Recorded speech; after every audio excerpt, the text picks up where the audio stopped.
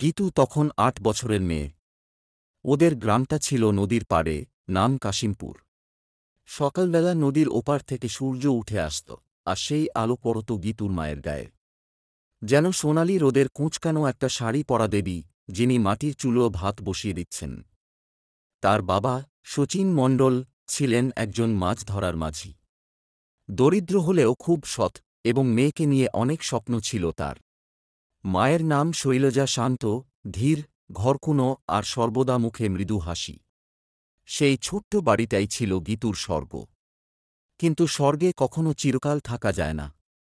একদিন দুপুরে বাবা যখন নদীতে, হঠাৎ করে দৌড়ে এলো গোবিন্দ। সে বলল, গীতু, তোর বাবা ডুবে গেছে। শৈলজা ছুটল, গীতু বুঝল না কিছুই। নদীর পাড়ে পৌঁছে শুধু দেখল একটা নিথর দেহ কাদা মাখা কাপড়ে পড়ে আছে।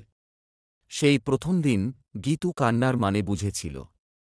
শচীনের মৃত্যুর পর সব পাল্টে গেল। পরিবারে রোজগার ছিল না, জমি অল্প, মা অসুস্থ হতে শুরু করল। চাচা মাধব এসে বলল, তুই তো বাঁচবি না শৈলজা, জমিটা তো এমনি পড়ে থাকবে। আমি দেখি না কিছু। তখনও মা কিছু বলেনি। কিন্তু ২ মাসের মধ্যে শৈলজাও বিছানায় পড়ে গেল। একদিন রাতে হঠাৎ মা কেঁপে কেঁপে উঠে বলেছিল, গীতু, কাউকে বিশ্বাস করিস না। মাধব চাচা, ওর চোখে বিষ। সেই রাতেই মা নিঃশ্বাস ত্যাগ করল। গীতু তখন সবে ১০। মাধব চাচা তখন গীতুকে তার বাড়িতে নিয়ে যায়। কিন্তু সেটা আশ্রয় নয়, ছিল বন্দিত্ব। গীতুর গায়ে হাত পড়ে প্রথম যখন, সে ভেবেছিল এটা ভুলে যাওয়া যায়। কিন্তু বারবার যখন, রাতের অন্ধকারে, কাঁথার নিচে, তখন বুঝতে পারল তার শৈশব তাকে ছেড়ে চলে গেছে। গীতু চিৎকার করত না। একদিন বলেছিল, আমি মরতে চাই। মাধব তখন বলেছিল, মরলে মরিস, কেউ খুঁজবেও না তোকে। ১৩ বছর বয়সে গীতুকে জোর করে বিয়ে দেয়া হয় পাশের গ্রামের এক লোক, মনতোষকে। তার বয়স ছিল ৩৫। মনতোষ মদ খেত, মারধর করত, আর মাঝে মাঝে ওর বন্ধুবান্ধবদের বাড়িতে ডেকে আড্ডা দিত। এই সব গীতুর ভালো লাগত না। একবার গীতু পালানোর চেষ্টা করে। কিন্তু গীতু ধরা পড়ে যায়। তারপর তার ওপর যেটা চলে, সেটা বলার মতো নয়। এই গল্পে আমরা দেখি কিভাবে গীতু দিনের পর দিন গৃহবন্দী হয়ে থাকে।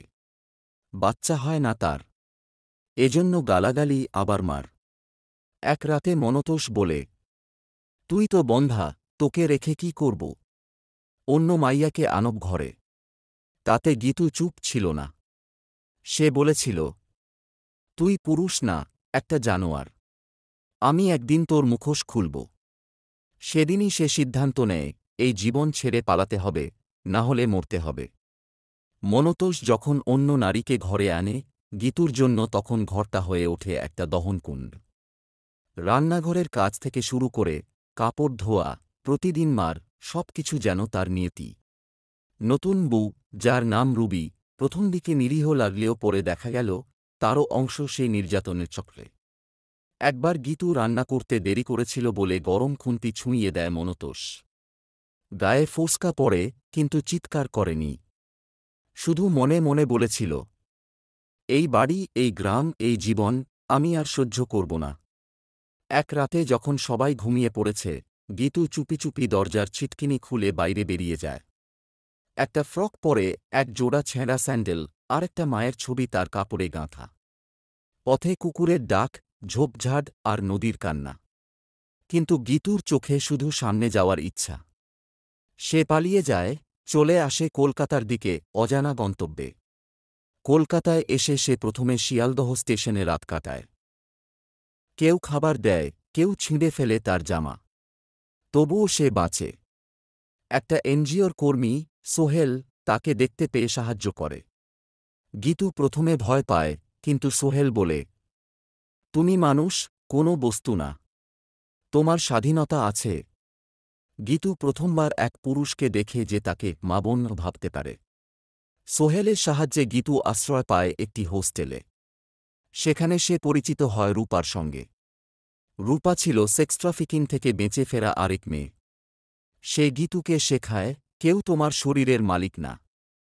ওদের মধ্যে বন্ধুত্ব গড়ে ওঠে, এমন এক বন্ধুত্ব যা রক্তের নয়, যন্ত্রণার বন্ধনে গাঁথা। গীতু ছোট একটা কারখানায় কাজ পায়। মাসে মাত্র ২,৭০০ টাকা বেতন, তবুও নিজের টাকায় প্রথমবার চাল ডাল কেনে। তারপর ছোট্ট স্কুলে ভর্তি হয়, রাত্রিকালীন পড়াশোনা। দিনের বেলা হাটভাঙা খাটুনি, রাতে আলোর নিচে বই, এই ছিল নতুন জীবন। তবে গীতুর চোখে ছিল আত্মবিশ্বাস। আমি আর ফিরে যাব না, আমি গড়ে তুলব নিজেকে। একদিন হঠাৎ হোস্টেলের সামনে দাঁড়িয়ে এক ছায়া। মনতোষ। সে বলে, তোকে খুঁজে পেতে আমার ৭ বছর লেগেছে। তুই আমার বউ। গীতু কাঁপে না। সে বলে, আমি কারো সম্পত্তি নই। তুই আমার অতীত। আমি তোর নয়। কিন্তু মনতোষ ছেড়ে যেতে চায় না। সে হুমকি দেয়, রাত্রে হোস্টেলে ঢোকার চেষ্টা করে। গীতু থানায় যায়, অভিযোগ দায়ের করে। প্রথমে পুলিশ নিতে চায় না, কিন্তু মিডিয়া ও এনজিওর সহায়তায় বিষয়টা বড় হয়।